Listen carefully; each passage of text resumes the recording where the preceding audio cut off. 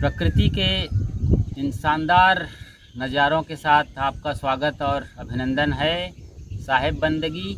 और आप देखना शुरू कर चुके हैं अपना पसंदीदा यूट्यूब चैनल खुशहाल ज़िंदगी।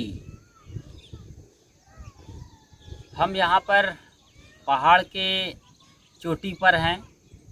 इस पहाड़ की ऊंचाई ज़मीन से तकरीबन 500 मीटर की है। आप देखिए शानदार नज़ारा है। ये ग्रेनाइट के चट्टान हैं, कितनी खूबसूरती से यहाँ पर स्थापित किए गए हैं कुदरत के द्वारा। अद्भुत नज़ारा है। चारों तरफ ये चट्टानी पहाड़ हैं, सैल यानी चट्टान नज़र आ रहे हैं। ग्रेनाइट के बड़े बड़े चट्टान हैं, सैकड़ों टन इनका वज़न हो सकता है। अंदाज़ा लगाना भी बड़ा मुनासिब नहीं है। सूरज पूरब से निकला है सुबह सवेरे और इन पत्तियों में उसकी चमक आपको नज़र आ रही है। चारों तरफ हरियाली बिखरी हुई है और दूर तक विस्तार है। शहरों का नामो निशान नहीं। प्रकृति का धुंध है, कोहरा छाया हुआ है सुबह सवेरे। फैक्ट्री और केमिकल के धुएं गुबार नहीं हैं, शुद्ध वातावरण है। और इस शानदार ऑक्सीजन जोन में ये एक छोटा सा गांव है जो खपरेल दिख नज़र आ रहा है। और कुछ माल मवेशी भी हैं, बकरियां भी हैं। तो ये जंगल के बीच में गांव है। ताड़ के पेड़ गर्दन ताने खड़े हुए हैं दूर दूर तक, अपनी लंबाई और ऊंचाई को बढ़ा करके। पूरा ग्रीन कालीन जैसा बिछा हुआ है। कितना खूबसूरत नज़ारा है। आप इन नज़ारों को देखिए। और हम जो चट्टान पर बैठे हैं यहाँ इस तरफ, तो ये चट्टान बहुत कुछ कहता है। आप ज़मीन के ऊपर आते हो, आपका गुरुत्वाकर्षण कम होने लगता है और आप आसमान में आ गए। चारों तरफ खुला आसमान है, आसमान में कोई ताला नहीं लगा हुआ है। ये जब आप ऊपर आते हैं, अकेले में बैठते हैं, स्वयं को देखते हैं, ये प्रकृति स्वयमेव आपको मुक्त करना शुरू कर देती है। एक मुक्त अवस्था की ओर आप अपना कदम बढ़ाते हैं। ये बहुत बड़ी बात है। इसीलिए ऐसे ही जगहों पर मंदिर बनाए जाते हैं, ऊंचाई पर, पहाड़ की चोटी पर। और अभी जो नवरात्रि का दौर चल रहा है उसमें आज बीती रात को शैलपुत्री का जिस तरीके से पूजा, आरती, प्रार्थना, अनुष्ठान किए गए हैं वो आप बखूबी जानते हैं। शैलपुत्री मतलब चट्टान की पुत्री। शक्ति की उपासना में पहली रात शैलपुत्री के नाम होती है। जो दुर्गा जय अम्बे भवानी की जो इस समय 9 दिनों तक अलग अलग रूपों की पूजा हो रही है, रात्रि में उत्सव मनाए जा रहे हैं, उस शक्ति की उपासना।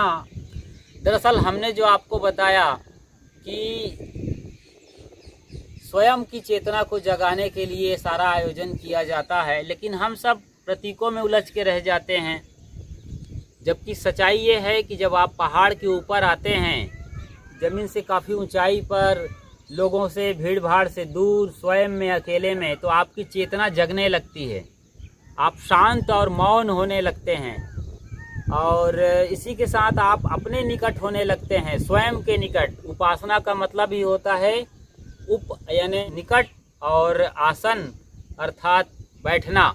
स्वयं की चेतना के निकट आप बैठते हैं, स्वयं को जानने लगते हैं, स्वयं की शक्ति जागने लगती है।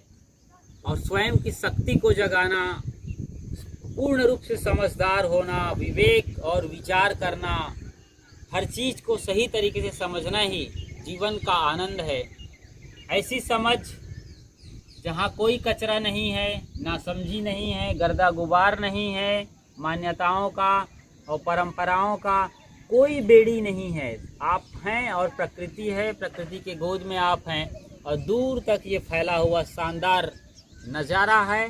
परिंदे जैसे उड़ते हैं आसमान में, बिना किसी बाधा के, बिना किसी नक्शा के, आज़ाद हैं। ऐसी आज़ाद ज़िंदगी, चाहे ये कुछ पल के लिए हो, आपको मुक्त करती है। वरना आप दिन भर घर में रहते हैं, समाज में रहते हैं, टीवी चैनल के बीच, सीरियल के बीच, और कचरा चीज़ों को देखकर आपका पूरा दिमाग कचरा खाता हो जाता है और आपकी स्थिति नासमझी भरी हो जाती है कि आप गलत गलत सोचने लगते हैं, गलत करने लगते हैं। आपका जीवन गलत दिशा में चला जाता है, क्योंकि वही आप देख रहे हैं दुनिया में और टीवी के अंदर। तो क्या होगा? इसलिए इसी जगहों में आइए और अपनी शक्ति को जगाइए। ये शैलपुत्री को जगाने का सही तरीका है, इसीलिए ये रूपक दिया गया है। और बाकी आप दुनिया में देखिए, दुर्गा पंडाल आज सजे हुए हैं। पीओपी से लेकर दुर्गा की मिट्टी की मूर्ति स्थापित की गई है। अभी हमने देखा पिछले दिनों जिस तरीके से गणेश की प्रतिमा का विसर्जन का दौर आया था, लोग डबरों में, जहाँ कम पानी है, सड़ा हुआ पानी है, गंदी नालियों में और इसी तरीके की गलत जगहों में उन्हें विसर्जित कर रहे थे। यह बेहद ही दुर्भाग्यजनक है। इसलिए मिट्टी का आप मूर्ति स्थापित करें और उसे अपने घर में ही विसर्जित करें। उन मिट्टियों से अपने घर को सींचें, गमलों में डालें उन्हें, और वहाँ से नए नए फूल के और फल के पौधों को पुनर्जीवित करें, नवसंचार दें उन्हें। तो ये बढ़िया तरीका हो सकता है। तो अभी दुर्गा पंडाल बहुत रुपए खर्च किए जाते हैं, लाखों रुपए के खर्च होते हैं उसके ऊपर। आपसे चंदा लिया जाता है, आपका जेब का पैसा लगा है और वो पैसा बर्बाद किया जा रहा है। बहुत जगह दुर्गा पंडालों के आगे जो प्रोग्राम आयोजित किए हैं, ऑर्केस्ट्रा जैसे फुहर डांस के अश्लील हरकतें होती हैं। यहाँ गुजरात में गरबा का नृत्य बहुत मशहूर है। जवान युवा बहनें इसमें अधिकतम शामिल होती हैं, आयोजक भी इसी तरीके के लोग होते हैं और गरबा से गर्भा तक चले जाते हैं। समझ रहे हैं? गर्भधारण की स्थितियां पैदा हो जाती हैं। बहुत अश्लीलता और अनाचार, कदाचार पर्दे के पीछे होता है। ये सारी चीज़ें आप जानते हैं हमसे भी बेहतर। हम तो आपके ज़रिए सुनते हैं और आपको वापस बताते हैं ताकि आप जागें और अपने घर, परिवार, समाज को जगाकर राष्ट्र का नवनिर्माण करें। जो भारतीय संस्कृति और सभ्यता रही है देश की, उनको आपको अच्छी तरीके से समझना चाहिए। नहीं तो जिस तरीके से स्थितियां आज बन रही है, इन बड़े बड़े दुर्गा पंडालों के उत्सव के आयोजन के पीछे जो काला सच है, ये हमारे देश की सभ्यता और संस्कृति को नष्ट कर रही है। तो स्वयं की चेतना को जगाने का अनुष्ठान है। हमारे पुरखों ने इन्हें कथा कहानियों से जोड़ दिया, फिर बाद में पुराणों में और कितनी गप कहानियाँ आ गई। तो कहानियों के पीछे जो सच है उसको समझिए ना। आप स्वयं शक्ति के रूप हैं।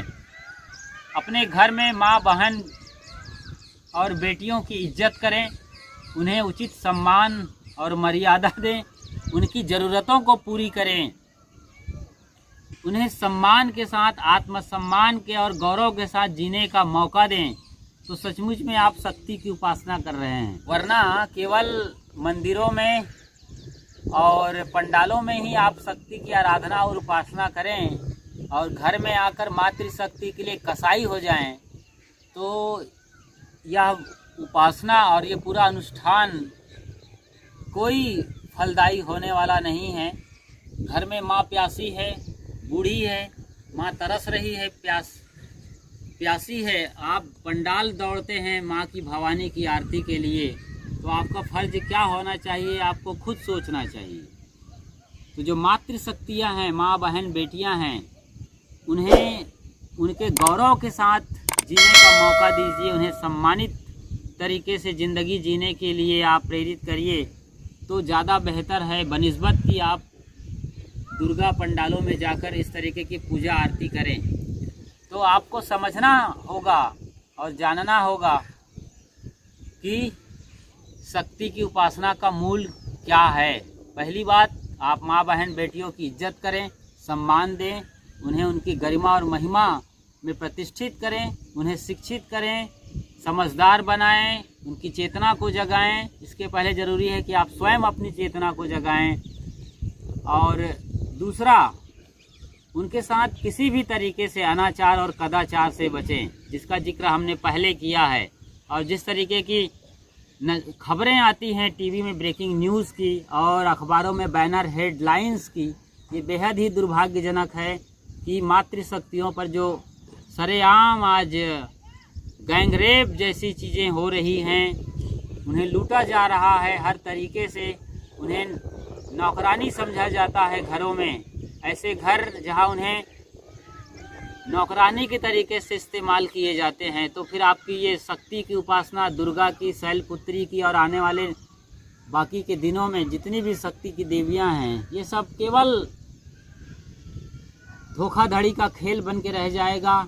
ऐसा मनोरंजन जो विकृत रूप लेकर आ रहा है और समाज तथा राष्ट्र का पतन कर रहा है, ये बेहद ही दुर्भाग्यजनक स्थिति है। आपको जागना होगा। आप जागरूक लोग हैं, जो भी हमें देख रहे हैं, सुन रहे हैं, जो भी देवता या देवियां, उन्हें समझदार होना होगा और अपने देश को सर्वोच्च गौरवशाली स्थिति में पुनः स्थापित करना होगा। तो बहुत आभार और अभिनंदन साथ निभाने के लिए।